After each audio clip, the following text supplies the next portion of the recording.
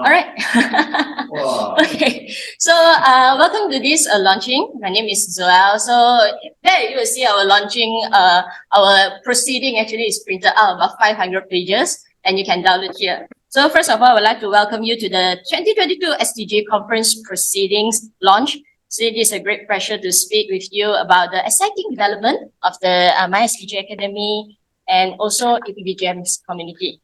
So I'm grateful to be given this opportunity to lead My SDG Academy and work towards our goal. Dr. Denison said, we want to build a platform, educational and knowledge sharing hub, and encourage scholars, community leaders to share about the experience we learn and reflect, we research on SDG related. While these many limitations as a small team, we are committed to take up this challenge by our boss and then move forward. Okay, so we are encouraged research, reading, publishing, and also sharing experience and lesson learned from the realm of SDG. And we are very delighted to have a diverse range of individuals supporting the platform, including those who have strong academic backgrounds. Together with us, Prof. Dr. Rashila, Mr. Alizan, Dr. Zaina, Dr. Jayan, and etc. And we are also very delighted to have people who are very, very on ground practicing, reflecting like Dr. Jeffrey Pang and also Stephen. We believe both voices are worthwhile to document and to share. So this is the mission of My SDG Academy.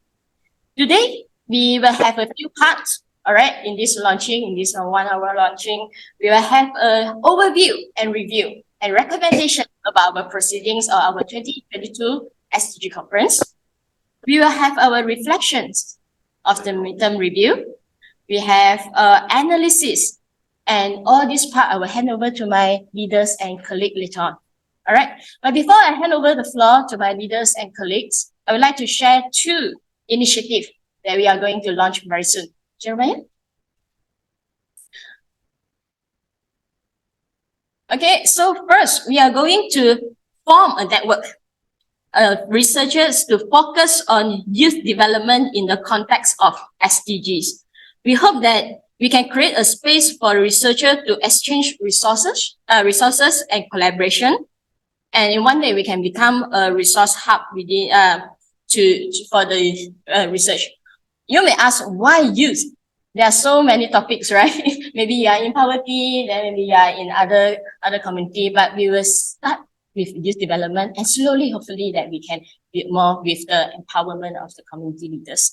All right, and second initiative is we are going to launch our 2023 SDG conference on a larger scale. Okay, Jeremiah? So in 2022, our first year, we do it in one session in Kuala Lumpur. And now, in this year, we are going to have 3 events building up before the National SDG Conference. And this year, the theme is building inclusive communities. And we look forward to have more different types of paper sharings and also research finding. So as a small organization, we have a lot of limitation, but we will continue to dream big. And we are committed to continue for self-improvement. And we hope that we can attract more talented individuals, resource person to come together and build this SDG intellectual community. And lastly, I would like to express my gratitude to my mentor, Prof. Dr. Denison, for allowing me to stand on his shoulder and continue to make dreams. And I would like to thank the ABGM Secretariat, colleagues, all participants of 2022 SDG conference, and all of you who attended us today, and those who are going to watch the video later on. Let's continue this journey together and make this community a high impact platform for the greater of our country. Thank you. All right. Thank you. So next, I would like to hand over to my colleague, Debbie, to have a review about the 2022 conference proceedings. Okay, thank you, Zoel, and good afternoon, everyone. Thank you for being here. I'd like just to begin by saying thanks so much, everyone, for your contributions, for giving us the opportunity to look at your reflections. Thank you for sharing your stories, your experiences, and your reflections with us. And yeah, I'll just begin with the overview of presentations. So taking a bird's eye view, we had a total of 43 presentations covering a range of topics, and we tried to largely categorize them into these three categories. So commentaries, which are reflective pieces, empirical studies, so research-based observations and methodology, as well as equally important case studies and storytelling, which were either in-depth studies of a particular group or personal accounts. And the next one, just a quick overview in terms of the thematic distribution of presentations. Quite a good spread of contributions to the different areas. A little light on the health aspect, but yes, it was a good spread and interesting topics covered. Okay, now as we move on to the observations. These observations are general observations as a whole of all the presentations. So some strengths I'd like to highlight as well as gaps. In terms of strengths, I think the conference served as a good platform for inclusive participation, reflection, and also ignited conversations. It brought people, projects, and priorities together. We could see a clear move towards a greater ownership and visibility of SDG-driven initiatives across the nation, whether in the North, South, Central, East Coast, Sabah, Sarawak. So that was really heartening. The third strength that I'd like to share was seeing how the localized approach championed by grassroots leaders in synergistic partnerships between CSOs, academia, and government proved effective. Some gaps would be the need for more submissions in a couple of areas, for example, SDG 3, 5, 6, 8, the planetary health SDGs, as well as SDG 16. And of course, the need for capacity building of SDG awareness remains crucially important. Okay, now I'd like to move on to the progress review in terms of implementation of SDGs from 2015 to 2022. Just like to share some key lessons on the topics that were covered broadly. In terms of governance, there has been inclusive and participatory approach established, alignment of SDGs implementation with the national development plans, and there's a need for an integrated approach. I'm sorry. Yeah, thank you. There's a need for an integrated approach in terms of greater coordination, so breaking down our silos. There's a need for continued commitment, advocacy, and support for local governance, as well as improved service delivery, because at the end of the day, it's cascading down, right? As much as it's bottom up, it's also top down. In terms of policy, what was covered was that we drew this lesson that there are various inclusions of SDGs in the national policies, though an imbalanced progress towards SDGs has been observed. There's a need for greater coherence and reforms, especially in terms, for example, on social protection rights to areas like corruption. From the CSO's perspective, I think the collective strength and experience and expertise that has been harnessed through the formation of the CSO SDG Alliance and the work that has been done since 2015 has borne fruit. We can see fruits growing in terms of, for example, the recognition of the third sector's contribution to policy input, capacity building, as well as localizing SDGs through APPGM SDGs. And of course, there remains a continued need for increased awareness of SDGs, effective localization, citizen participation and empowerment, including, as we have seen and heard, Indigenous peoples. Okay. As we look at the next section, we'll look at gender, education, and environment. In terms of gender, we've seen there's a momentum of growing advocacy for culturally sensitive feminist governance, as well as gender mainstreaming. However, there remains a lack of meaningful inclusion of minority groups and their participation in SDG implementation.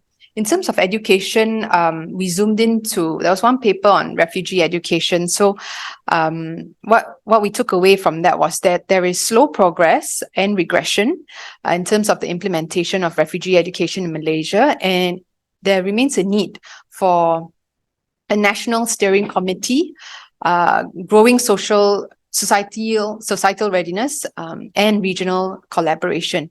In terms of the environment, we continue to see and hear and witness the impacts of extreme weather patterns and biodiversity loss on on food and water security. Climate change is on the agenda, which is very good, with encouraging developments across sectors, so be it in financial sectors, in ETFs. But the challenges include policy coherence and how do we measure progress, comparing nature's capacity versus the GDP growth, as well as looking out for greenwashing.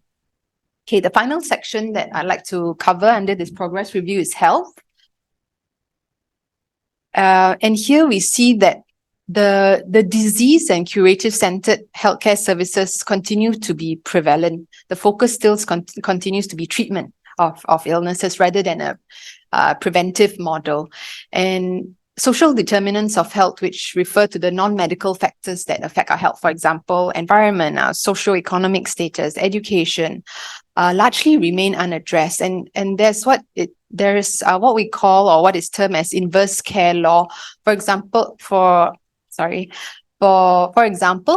in areas where access to healthcare is high, mortality and morbidity is low, and the reverse is true as well. So a lot of this results in populations being underserved and less reached.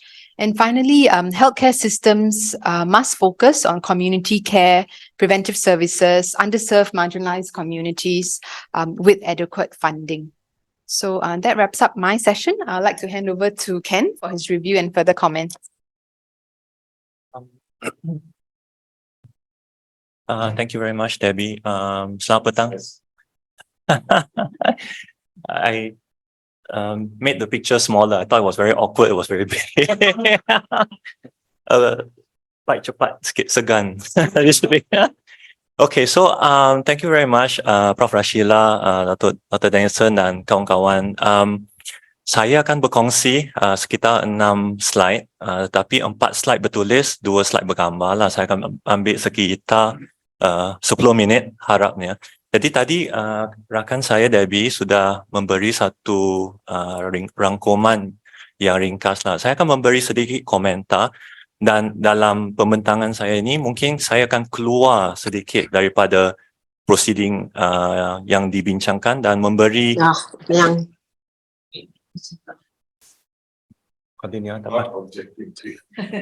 ada bantahan ke?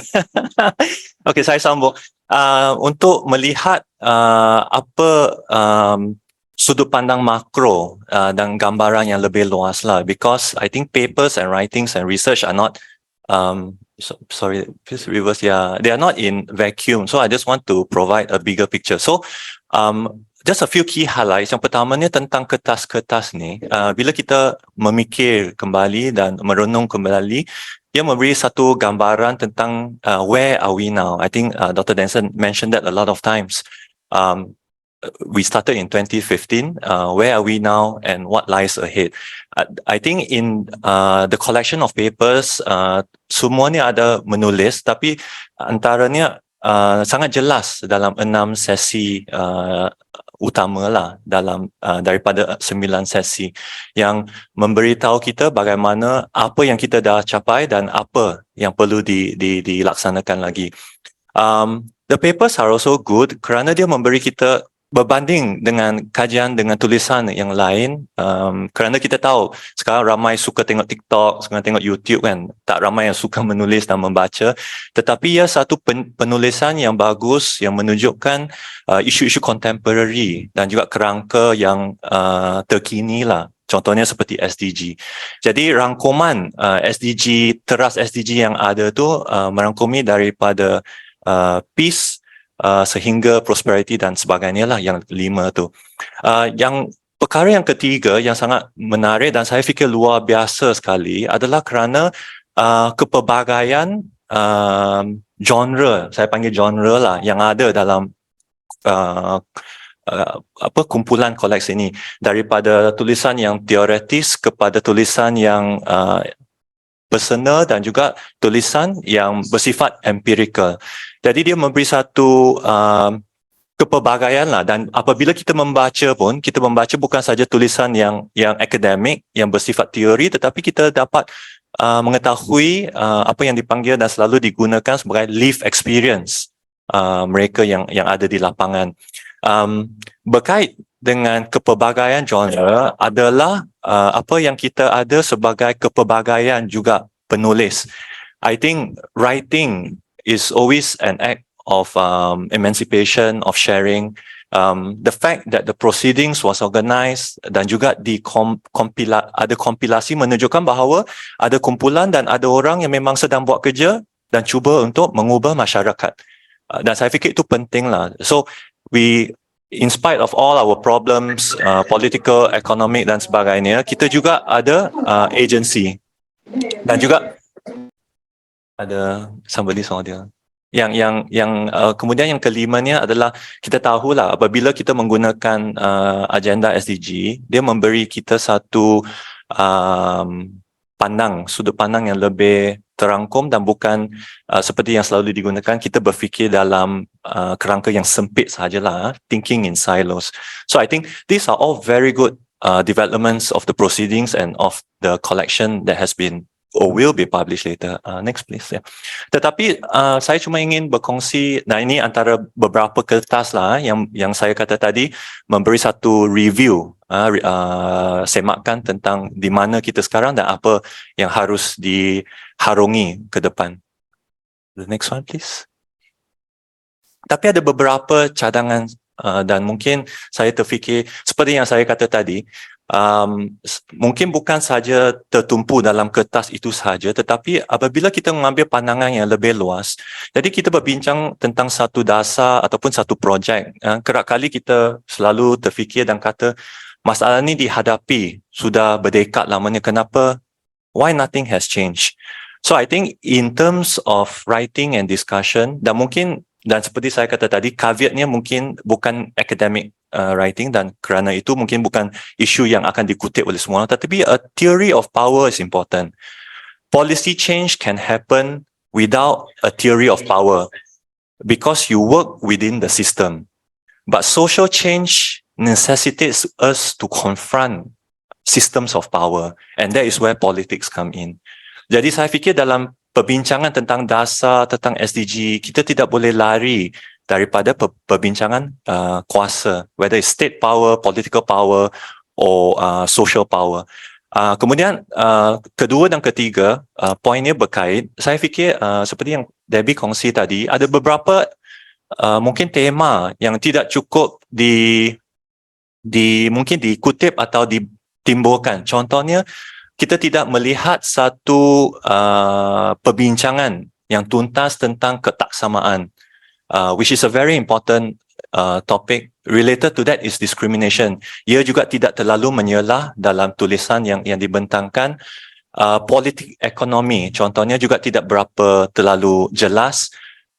Corruption, in terms of institutional corruption, mungkin political corruption, financial corruption, dan ini mungkin bagi sesetengah orang agak sensitif, tetapi saya fikir mungkin perlu dibincangkan jugalah. Dan juga komentar atau analisis tentang isu yang berkait dengan ekologi dan ekonomi juga mungkin tidak cukup terlalu banyak. Dan yang terakhir, saya fikir, and I thought a very good addition to the proceeding would be to have a thorough discussion on SDG 16. Kerana apa? Kerana kita boleh ada dasar atau plan tindakan yang paling bagus, tetapi kalau ia tidak dilaksanakan, kita tidak ada institusi yang baik, kita semua simpan plan tindakan dan dasar dalam perpustakaan sajalah ataupun dalam arsip. So I think that discussion of who delivers agendas, programs and policies are important. Jadi ini sedikitlah poin-poin tentang apa yang mungkin boleh diterapkan dalam proceeding atau tulisan yang akan datang kemudiannya. Next. So going forward, I think perbincangan tentang seperti yang untuk kaitkan dengan SDG 16, I think talking about the nation, national questions, unity is important. How do we relate SDGs to nation building? Dan saya agak juga rasa kalau bagusnya kalau ada satu sesi tentang belia sahaja.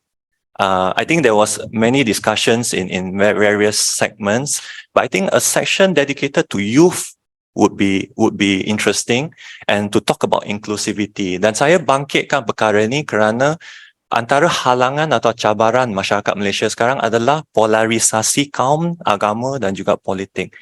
I think for SDG to try to bring people together, I think that's very helpful.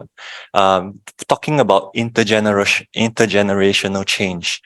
Of course, also a few things I think talking about politics, bukan politik P besar, tapi politik P kecil. I think, for example, the solution projects team has been doing very great work. Our issue mapping team has also been doing very great work. How has small P activism, research on the ground, how does it affect and relate to policy? I think SDG 17 pun boleh dibangkitkan lagi. Dan yang terakhirnya, dan saya ingin mengatakan perkara ini adalah kerana kebanyakan tempat yang selalunya kita pergi, kita dipersoalkan tentang metodologi kita. To me, I think in order to propose and to suggest that social research work on the ground is very important. Many people cannot give us an idea of what's happening on the ground. We may say that it's not generalized. We may not have a big sample, but targeted problem-focused research and projects are always important. I think the whole social sciences and also humanities field is built on that agenda. Jadi, walaupun kita lihat APBGM ni sebagai, we are always so concerned about the work we do and reporting and to make sure that we conform to the standards. But I think the bigger picture is what we are doing in reflecting back is we are having a sort of jelajah kajian, jelajah solusi dan juga jelajah catatan. We are actually mapping the whole of Malaysia from the highest level to the most minute level. If you want a neighborhood in Padang Besar, we can show you a neighborhood in Padang Besar. You want a community in Kota Belud, we can show you a community in Kota Belud. So I think that form of social research combined with social policy advocacy, I think is very important. Okay, next. Sorry, taking too much time. So just to connect these dots, so in talking about, sorry, yeah.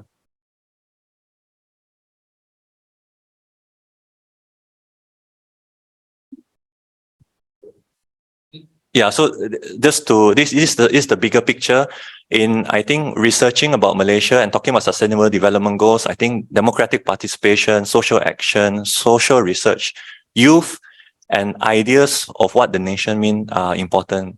Masing-masing boleh dipecahkan dan dibincangkan, tetapi harus juga dijalinkan untuk memahami bagaimana kita boleh menghasilkan, seperti kata PMX kita lah, satu negara yang mampan. Next. So going back, looking forward, I think discursive space is important, as Zoel mentioned just now, a community of reflective community and writers, mobilizing action, ideas, networks. We went to the lecture by the prof on collegiality, fellowship, why a college is important, coming together, discussing, bantering. One thing I also feel is important is to benchmark ourselves to the wider world also in terms of our literature and perspectives.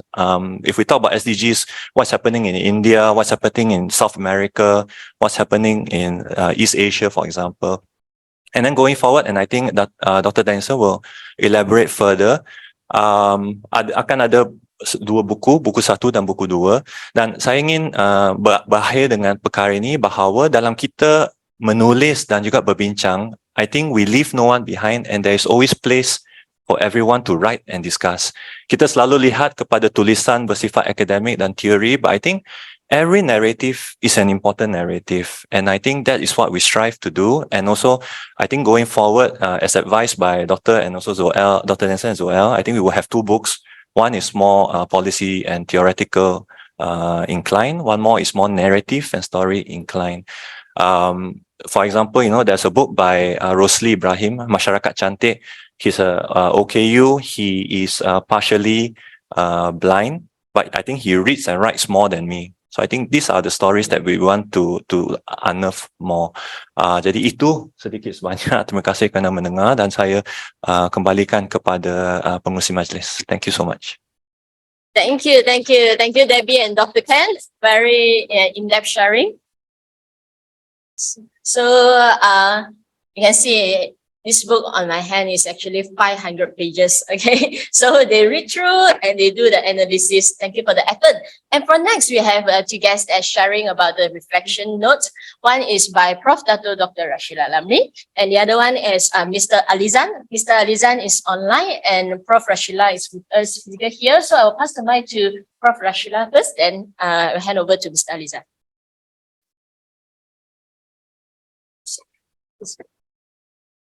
Thank you very much, Zoel.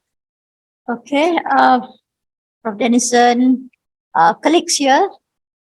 First of all, thank you so much for having me here to give just some reflection notes. So hopefully it will not take too long, maybe 5-7 minutes. Okay. First of all, congratulations actually to the Secretariat, to all the paper writers, because it was an effort, to put the conference together. And the fact that through the effort that has been done, it is being compiled in this, is more than 500, about 600 pages here, okay, for our documentation purposes. And the other thing I would like to say at the beginning is this: the fact that this conference was done, it is very timely. It's very timely because we are into, at that time, 7 years, and now into the 8th year, really halfway through. Since SDG is on from 2016 until 2030. So definitely it is very timely. Why is it very timely? Because if you reflect at the 6 objectives given by the in page 1, okay, there are 6 objectives of our conference, and I really believe all the 6 objectives are being met.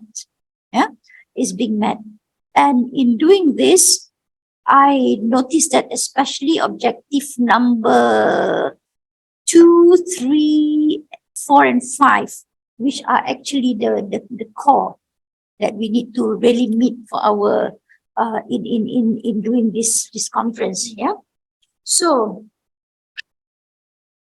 in these objectives, especially objective number 4 and number 5, number 4, to serve as an input to the Malaysian SDG Roadmap 2 process, and also to serve as input to the midterm review process of the SDG, and for the 2023 SDG Summit to be held in United Nations in September 2023. It was written specifically for our as an objective for the conference. And to me, the substantive part, which actually have been reviewed both by Debbie and Kent. Really, you guys did a very good work on this in terms of breaking it down to the different sections, and highlighting even areas which we need to concentrate on. For example, health, we did not go as much in depth as we should. And the issue on minorities. So I think these are areas that we need to look into. The good thing about the conference is that it did provide spaces for a lot of diversity, local communities, different ethnic groups, religion, as well as refugee communities. So, there are many conferences may not do that, but because of the nature of SDG, which is not to leave anyone behind, it does provide that particular room. Number 2, as a reflection also, because of the 7 years we have been at it, there is a creation of a mechanism that link up between, say, the elected officials, government officials, the academics, we link up with all the different NGOs, and it brings about the next one, which is the community of practice. And that is important because through the involvement of solution providers, now we have, what's the latest number, James, of solution providers? 132 solution providers. They form the community of practice, and they are actually the change makers. The change makers who are working together with new change makers because of the impact of their programs on the beneficiaries, on the participants. At this point, I know we have maybe over, 2,000 or more than that actually participants, but we are targeting by 2020, if I look at the way forward, about almost 50,000 when we finish the 222 constituencies across the country. Right now we're up to about 65 or so constituencies. Yeah, so by this year, it'll be 84. So we're looking at, impacting that number of people through the community of practice by the change makers. And the change makers are the solution providers. The change makers are the new members who are coming through as participants, as beneficiaries of all the different projects. Yeah. Now, in the substantive issue also, I think it is important to highlight that through the empirical findings that we are getting, the framework of SDG that we are using now on page 13 actually is something that I think it is worthwhile to push forth. It provides us as a frame, but for our work to be done. But I think it is very important to share it with others, to show that what we have done, because it didn't come out in the beginning. We didn't have this, but 7 years later, we have it because of the findings that we have done on the ground. And then with the creation of that framework, it is about commitment towards a value-based society. And we have 8 different values that were identified in it. And these are the things we should push forth. Yeah? It is a local, what do you want to call it? Dia mewatan, in Malay I think it's called mewatan kan ya, ataupun it is something which is localized. It is a grounded knowledge that we are bringing, that we can share, not just the region, but seriously with the world in terms of how this is being done. Okay. Now, as we move forward, I do know that our engagement maybe with the private sector is not strong yet. And this is something that we need to push for the future. And looking at the work that needs to be done for the next 8 years, well, including this year, it is actually 8 years. The organization, this is something we need to strengthen even more. We have come a long way, but with the work that we are projecting for the next 8 years. So we need to be very prepared for this. The team has to be a bit bigger, or maybe we need to go into more of a regional mode, but whatever it is, this is something that we need to keep an eye on. The other matter is, linking between the findings and finally, how do we make impact on policies? Whether we're going to go into smaller teams just to concentrate on certain issues which have not been resolved, or we need to prioritize the list of issues that we have come up with. These are the more immediate things that we need to keep an eye on. And as a final reflection, I think whatever it is, the impact of our work is very important. How we measure impact, how we monitor it, and that actually is proving to be a practice, a mechanism that I think that can be followed by other organizations. So I think those are my reflection, and maybe I might add or something later on. But anyway, thank you so much for the opportunity of sharing here. hand over to Mr. Alina.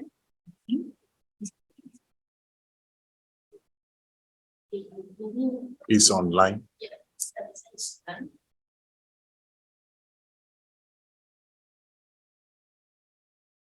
All right, thank you, Prof. Dato. And next we'll hand over to Mr. Lizan. Maybe Mr. Lizan, you can unmute.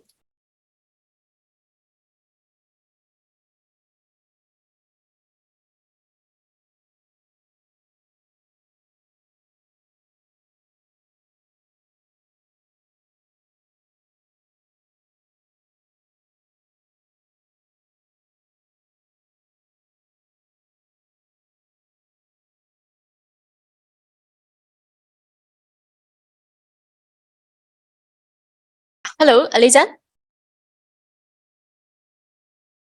All right. Maybe you come up. Let's see whether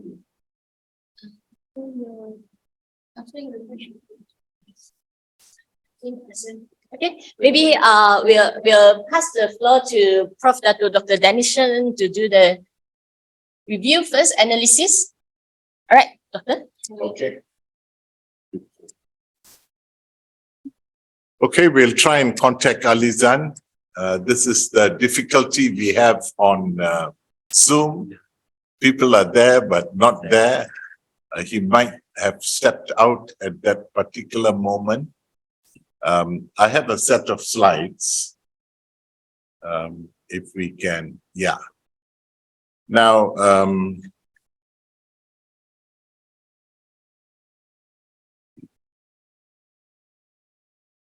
oh, okay. Okay, I thought as I would start off, it's important to congratulate a number of people who have helped the Secretariat in this effort.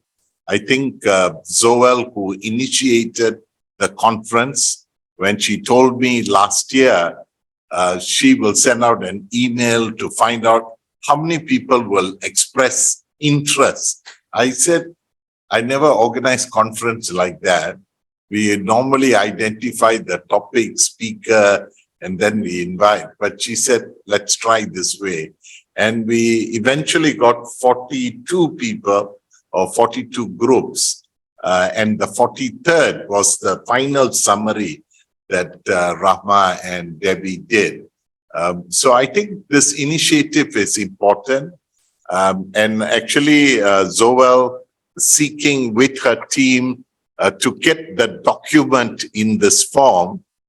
We didn't try to make it into a smaller version, but we have left it as a proceeding document.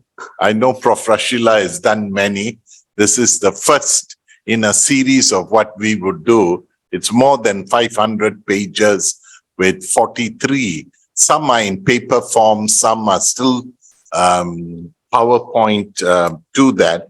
I also like to thank Ken and Debbie for their effort in reading through, analyzing, helping me look through the papers. I think both Debbie and Ken have done a good descriptive and analytical sort of framework. Now, I want to assure all of you that this is not a masterpiece or going to be a bestseller. In fact, my wife told me I should stop publishing books because I'm burning too many forests. So this time it's an e-book and it's not on sale. It's freely available for all, but it is a contribution to knowledge. I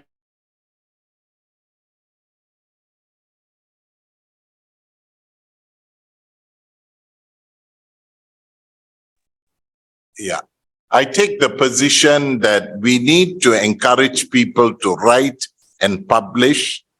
Not that it's a final bestseller, but it is a writing in a journey of reflective practice.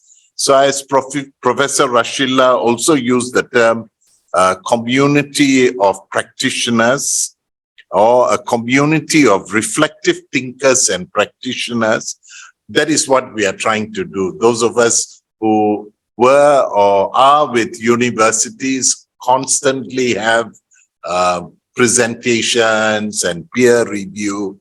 So we encourage all to put their thoughts, their analysis on paper, and we also now encourage people to put it on video because we have grassroots communities also sharing their experiences. It's to grow the knowledge base and expertise among us, and let us encourage. Don't be like some people said, oh, I will wait, I'll get a perfect article out. And then before you know it, it's 10 years. You are still editing and rewriting your paper, but try your best to get something in this context. Next.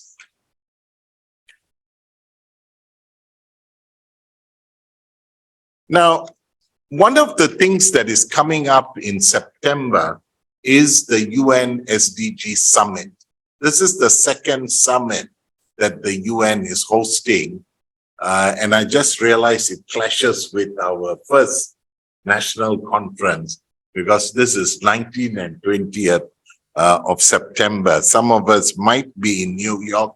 We are not sure whether we can get the pass to enter the UN because it's during the General Assembly, but civil society has many parallel events outside the UN system, but I'm sure Malaysian government and high officials will be there. But it's a midpoint of review.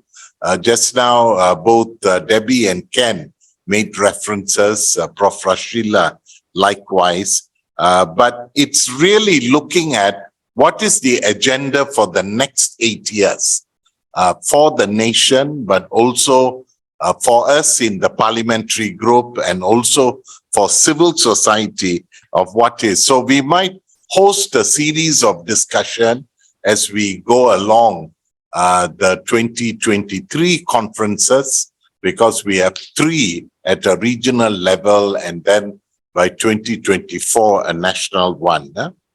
Now, does it work? Okay, this is the possible title of the book. Ken and Debbie actually went through the articles and have made some recommendations. We are still working on the second book as well.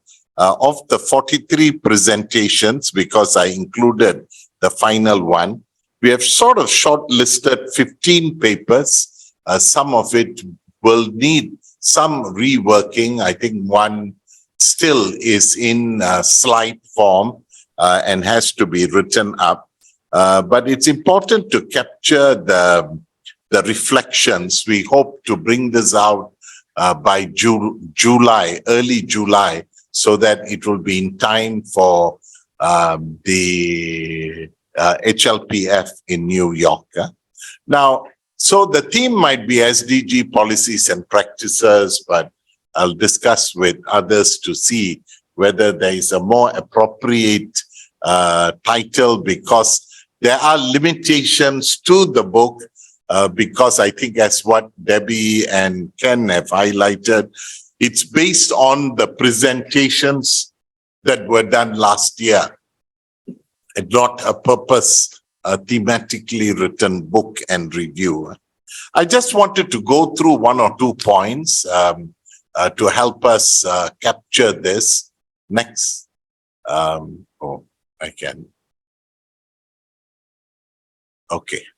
Now, if we take the theme of SDGs and people, there are basically 3 papers that could come under more than 3 papers. Actually, it's 6 papers that will come or articles looking at development, indigenous people, refugees, Prof. Rashila's human security, health that was mentioned by Debbie earlier. And I've added the one on gender, a look at CEDAW and the VNR that brings out, it's in the next point. But if we look at the first 3, It's basically development concerns addressing issues such as vulnerable groups like the natives or Orang Asli or refugees.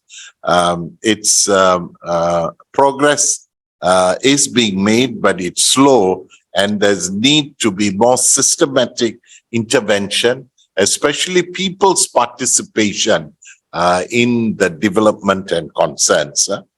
Now, and if we take the other three, which is from Rashila, Dr. Amar, Dr. Amar, and also Prof. Sharifa from NCWO, we get this theme of human security, good health, gender as being important components. I think human security and SDG might be one of the first times being brought in from that context, but health and gender are most critical in this context.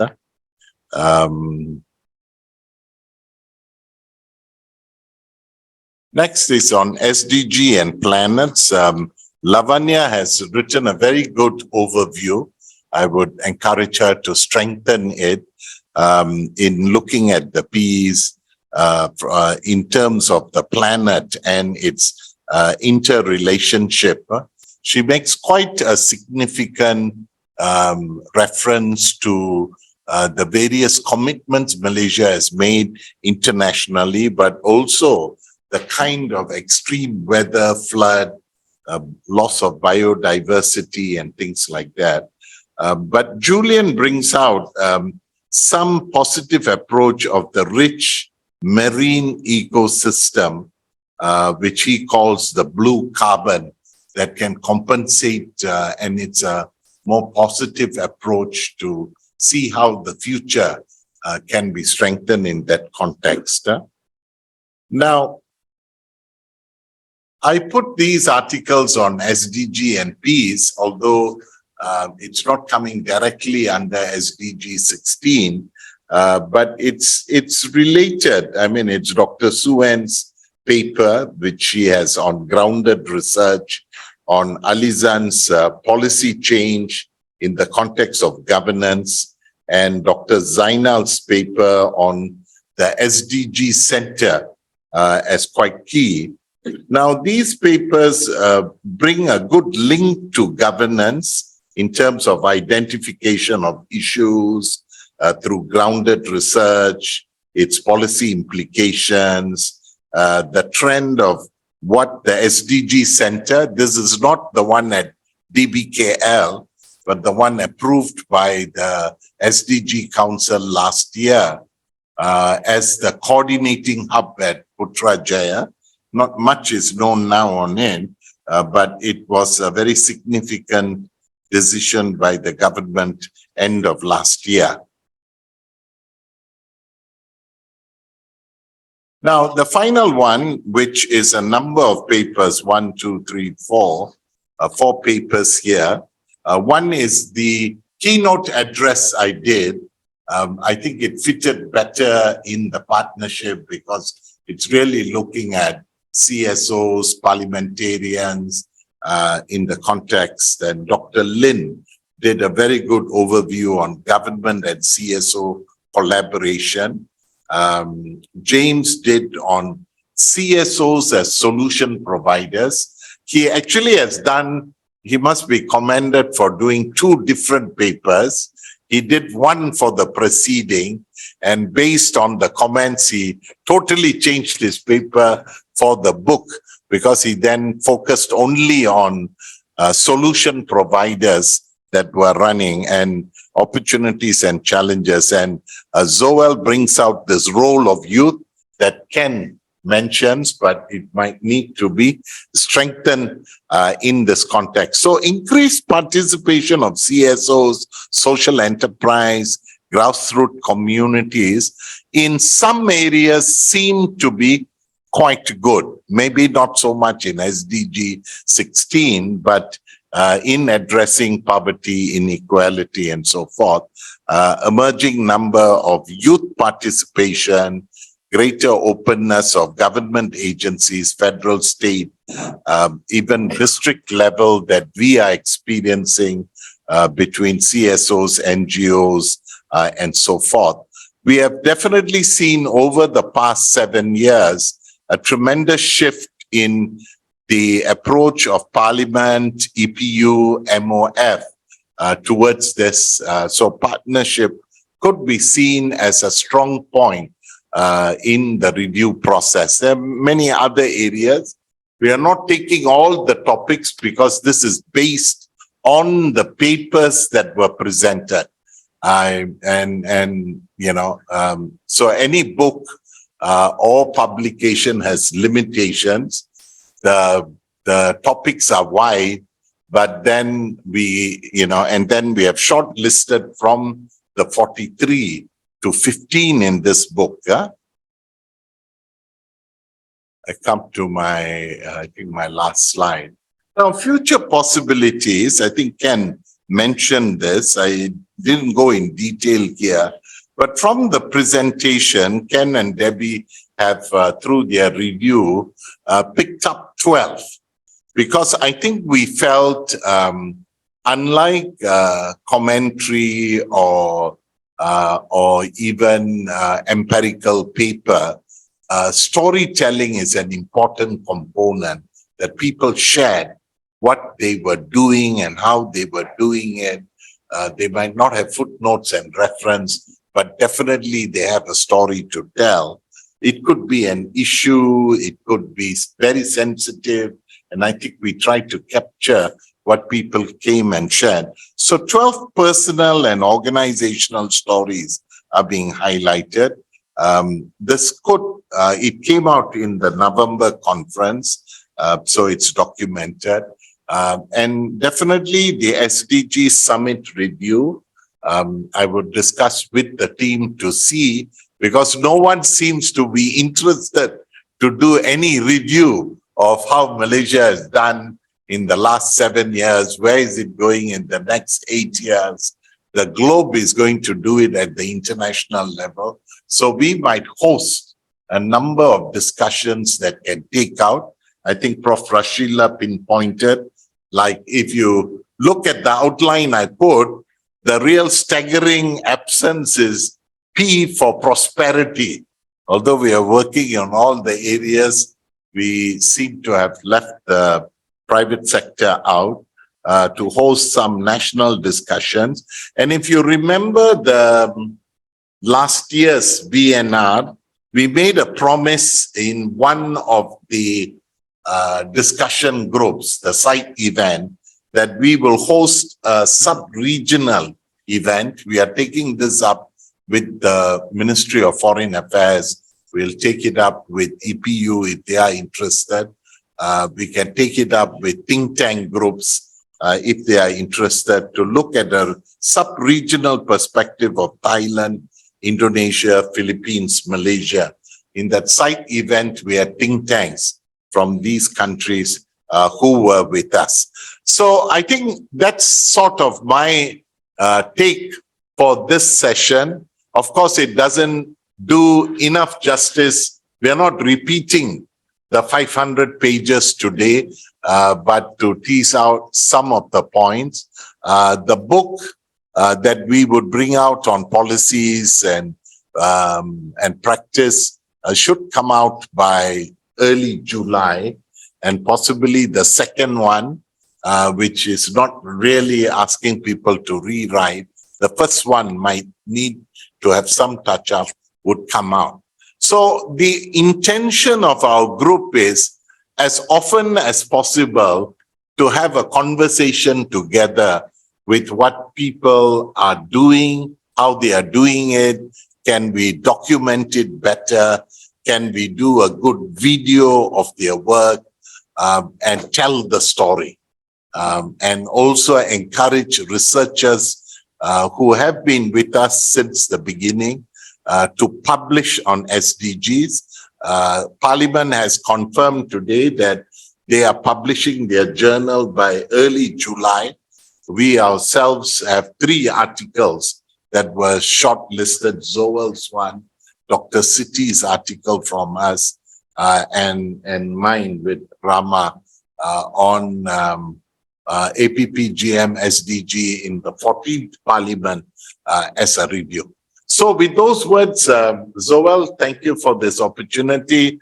We don't have a big unveiling of the book. It's available.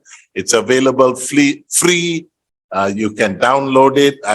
Zoel told me this copy costs 50 ringgit. But she said you can download and print it and so forth. It's a document to work on, to build on, and possibly this year in Kota Kinabalu, Kuching, and Kota Baru on the theme of building inclusive communities using SDGs. We should have about 100 papers, experiences, and then you're going to see some people's hair turn white or lose their hair in the process of that. So thank you very much and all the best. Back to you. All right. Thank you, Dato'. 100 papers as a KPI. I think we can do it, right? We have 39 on the line, and we have about 15 to 20 here. Okay, each start working on it.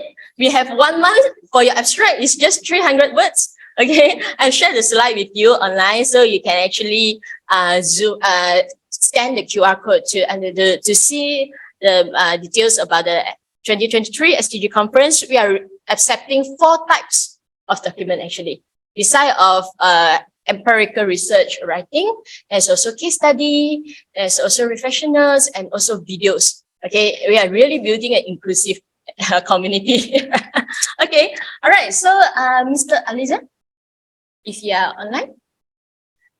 Yes, Zoel. Sorry, Dato' everyone. Just now, I just had to attend to something urgently. So apologies, Dato'. I have to go after you. Well, first of all, I'd like to congratulate the team for organizing the conference as well, but also in compiling the proceedings. I think I'll just give a very short reflection note as requested, more centered around the importance of the intersection between academia and policy as well as action, and also in terms of the SDGs itself. So I'll give a few general reflections and more specific ones as well. So firstly, in terms of general reflections, as mentioned by a few, including Dr. Dennison just now, I think the timing is very important in holding such a discussion and producing proceedings and so on. Because we are at a critical juncture, we are at the midterm point of the SDGs. And this is the point for reflection, this is the point for review, as mentioned by Dr. Dennison, and also in understanding some of the lessons learned in translating theory into practice and vice versa as well, practice into theory. When I started my PhD, I think one of the key challenges was that would I have sufficient evidence in looking into SDGs because the timing was so short. Fortunately, I didn't finish my PhD yet, so I have more time to reflect and to utilize all the evidence that we have received up until now. And I think this is a very important time for academics, researchers. We all are evidence-based, and therefore the timing, we have sufficient evidence in terms of lessons learned, and we have an important juncture in terms of providing and translating those evidence and research into policy recommendations moving forward. Secondly, is generally in terms of reflection, is the SDGs and sustainable development. Again, if we go back to basics, is a very complex topic. It is really based on the balance across the 3 pillars, now 5 Ps as well. And I think in many ways, the importance of this conference is also bringing those 5 Ps together. Without the SDGs, rarely these various dimensions are spoken in the same platform. And I think it's very important and significant that from an academic point of view, we have brought together the different areas and dimensions of sustainable development. Thirdly, in terms of the stakeholders, I think one of the key significance of the work that has been done both by APPG but also through the conference is this notion of whole of nation approach. The whole of nation approach can be misused as a tagline and so on, but again, through APPG, but also through the conference, we have really started to understand and concretize what that actually means. And this is by including local stakeholders within our analysis itself, linking to policy, linking to politics, and also, of course, linking to academia as well. And this is part of Quadruple Helix. I think I'll touch a bit after this. As Dr. Dennison mentioned, one of the key, perhaps, missing areas is the private sector, but this can be improved upon later. And this is very important in the context of SDGs because it's quite important to remember that the SDGs is a global tool, not an international tool. And there is a key difference when we say it's global rather than international. International is a tool. The MDGs was more international. This belongs to the states, where the states are mandated to respond to, for example, the MDGs before this, to legally binding conventions and so on. But the SDGs is global. So the ownership is across multiple stakeholders. And I think, again, some of the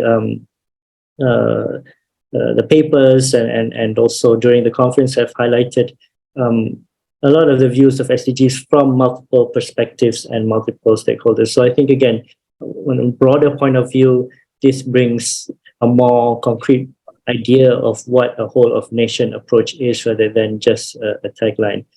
And my final general reflection is in terms of publications. I think there is a lot that, again, has been done, evidence that has been obtained in the past few years since SDGs has been adopted in 2015, even prior to that in the run-up to the adoption of SDGs. And that there is a lot of lessons learned. So publications are important, proceedings are important, the book publications that Dr. Denson mentioned are really important to really put this down on paper. And this is important for various reasons.